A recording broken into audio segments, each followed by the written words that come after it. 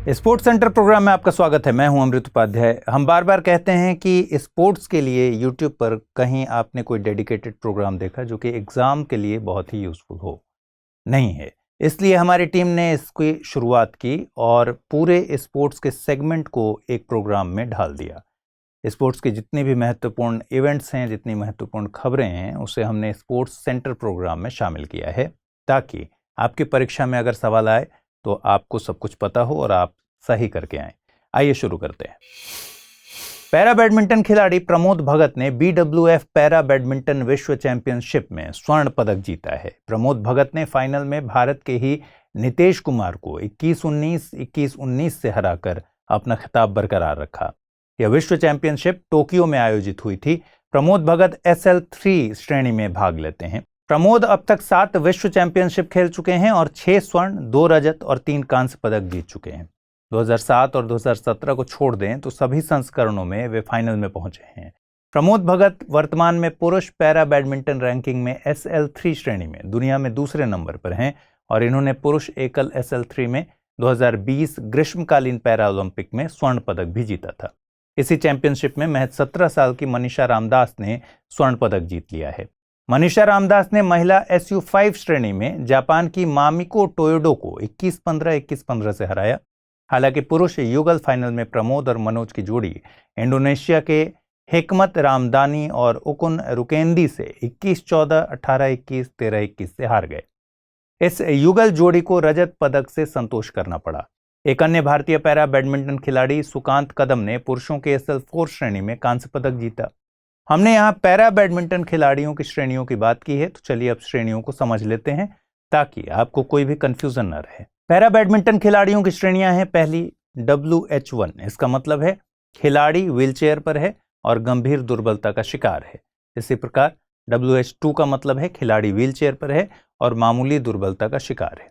ऐसे ही SL3 श्रेणी का मतलब है निचले अंगों की दुर्बलता से जो कि गंभीर प्रकार की हो, और SL4 श्रेणी का मतलब हुआ निचले अंगों की दुर्बलता लेकिन जो मामूली प्रकार की हो। और अंत में SU5 और SH6 श्रेणियां आती हैं जिनका मतलब है ऊपरी अंग की दुर्बलता और छोटा कद। भारतीय जूनियर पुरुष टीम ने सुल्तान जोहोर कप अपने नाम किया। आपको बता दें, सुल्तान जोहोर कप का संबंध हॉकी से है। फाइनल मुकाबले में भारत ने रोमांचक पेनाल्टी शूटआउट में ऑस्ट्रेलिया को 5-4 से हरा दिया। इस तरह भारत ने टूर्नामेंट में 5 साल के खिताबी सूखे को खत्म किया है। फाइनल मुकाबला मलेशिया के जोहोर बाहरू में तमन दया हॉकी स्टेडियम में आयोजित हुआ था। इससे पहले भारत ने टूर्नामेंट 2 बार 2013 में और 2014 में जीता था, जबकि 2012, 2015, 2018 और 2019 में 4 बार दूसरे स्थान से संतोष करना पड़ा था। कोविड-19 के कारण 2020 और 2021 में टूर्नामेंट आयोजित नहीं किया गया। इसके साथ ही हॉकी इंडिया अध्यक्ष पद्मश्री दिलीप टिर्की ने सुल्तान जोहोर कप जीतने वाली जूनियर पुरुष टीम के प्रत्येक खिलाड़ी के लिए 2-2 लाख रुपए के नकद पुरस्कार की घोषणा की। इसके अलावा हॉकी इंडिया टीम के सहयोगी स्टाफ को भी 1-1 लाख रुपए देगी। स्टार बल्लेबाज विराट कोहली को ऑस्ट्रेलिया में T20 वर्ल्ड कप में शानदार प्रदर्शन के बाद अक्टूबर के लिए ICC men's player of the month चुना गया। वहीं पाकिस्तान की अनुभवी ऑलराउंडर निदा डार ने एशिया कप में अपने जबरदस्त फॉर्म की बदौलत महिला वर्ग में ICC women player of the month जीता। विराट कोहली को men's player of the month के लिए चुनौती दक्षिण अफ्रीका के फिनिशर डेविड मिलर और जिम्बाब्वे के इन फॉर्म बॉलर सिकंदर रजा ने दी। वहीं निदा डार ने जेमिमा रोड्रिग्स और दीप्ति शर्मा की भारतीय जोड़ी को पुरस्कार के लिए मात दी। विजेता का चयन मीडिया प्रतिनिधियों, ICC हॉल ऑफ फेम, पूर्व अंतर्राष्ट्रीय खिलाड़ियों और पंजीकृत प्रशंसकों के एक पैनल द्वारा वैश्विक वोट के आधार पर किया जाता है। मकाओ के एशियाई हॉकी महासंघ के CEO मोहम्मद तैयब इकराम को अंतर्राष्ट्रीय हॉकी महासंघ यानी FIH का नया अध्यक्ष चुना गया है। वर्चुअल रूप से आयोजित 48वीं FIH कांग्रेस में इकराम ने बेल्जियम के मार्क कॉर्ड्रोन को 79-47 से हराया है। 129 राष्ट्रीय संघों में से 126 ने वैध वोट डाले। इकराम के कार्यकाल की अवधि 2 साल की होगी। मोहम्मद तैयब इकराम का जन्म पाकिस्तान में हुआ था। इसके पहले अंतर्राष्ट्रीय हॉकी महासंघ के अध्यक्ष नरेंद्र बत्रा थे। 2016 में FIH अध्यक्ष बने बत्रा ने जुलाई में अपने पद से इस्तीफा दिया था। बत्रा के इस्तीफे के बाद सैफ अहमद FIH के कार्यवाहक अध्यक्ष थे। अंतर्राष्ट्रीय हॉकी महासंघ के प्रशासनिक ढांचे की बात करें तो FIH कार्यकारी बोर्ड में एक अध्यक्ष होता है, 8 साधारण सदस्य होते हैं जिनमें 4 महिलाएं और 4 पुरुष होते हैं। हर 2 साल में आधे सदस्यों का रिन्यू किया जाता है, उन्हें नवीनीकरण किया जाता है। इसके साथ ही एथलीट्स के प्रतिनिधि, महाद्वीपीय संघों के अध्यक्ष, CEO, कोई भी गैर मतदान सदस्य FIH कानून के अनुच्छेद 7.1C के अनुसार कार्यकारी बोर्ड में शामिल हो सकता है। स्पेन ने फीफा अंडर 17 महिला विश्व कप का खिताब अपने नाम किया। स्पेन ने पहली बार फाइनल में पहुंची कोलंबिया की टीम को 1-0 से हराकर टूर्नामेंट से बाहर कर दिया। प्रतियोगिता में इससे पहले शानदार प्रदर्शन करने वाले कोलंबिया के लिए फाइनल मुकाबला निराशाजनक रहा। DY पाटिल स्पोर्ट्स स्टेडियम में खेले गए फाइनल में कोलंबियाई डिफेंडर एना मारिया गुजमैन जापाटा ने आत्मघाती गोल कर दिया, जो आखिर में मैच का निर्णायक पल साबित हुआ। भारत के प्रदर्शन की बात करें तो भारत का प्रदर्शन निराशाजनक था और भारत इस टूर्नामेंट के ग्रुप स्टेज में ही बाहर हो गया। यह 2022 का टूर्नामेंट फीफा अंडर 17 महिला विश्व कप का 7वां संस्करण था।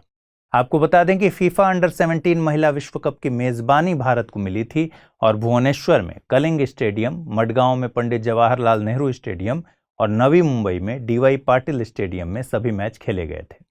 पुरुषों के 2017 फीफा अंडर 17 विश्व कप के बाद यह दूसरा मौका है जब भारत फीफा टूर्नामेंट की मेजबानी कर रहा है और यह पहली बार था जब भारत फीफा महिला फुटबॉल टूर्नामेंट की मेजबानी कर रहा था। इस टूर्नामेंट में मेजबान भारत के साथ मोरक्को और तंजानिया ने पदार्पण किया था। स्पेन पिछले टूर्नामेंट का भी चैंपियन था। इस टूर्नामेंट के लिए आधिकारिक शुभंकर का नाम इभा था।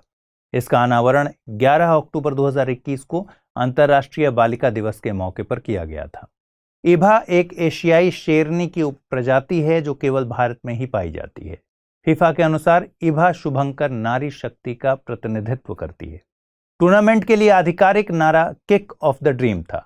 गौरतलब है कि 16 अगस्त 2022 को अखिल भारतीय फुटबॉल महासंघ या AIFF को तीसरे पक्ष के अनुचित प्रभाव के कारण फीफा द्वारा निलंबित कर दिया गया था।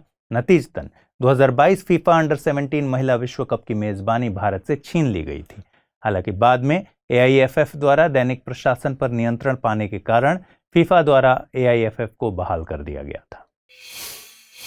अमन स्पेन में हो रही वर्ल्ड रेसलिंग चैंपियनशिप में 57 kg वर्ग में गोल्ड मेडल जीतने वाले पहले भारतीय पहलवान बन गए हैं।